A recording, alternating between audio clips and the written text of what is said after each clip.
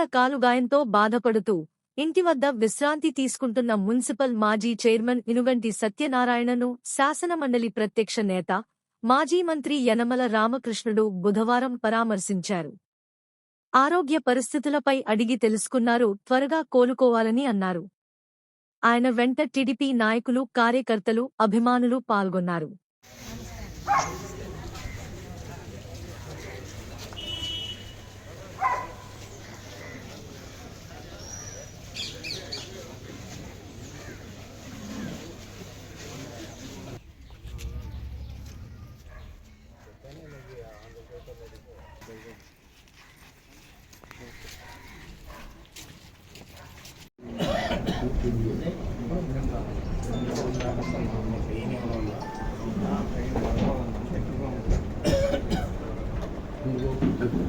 Deep vein thrombosis vein block అవుతుంది.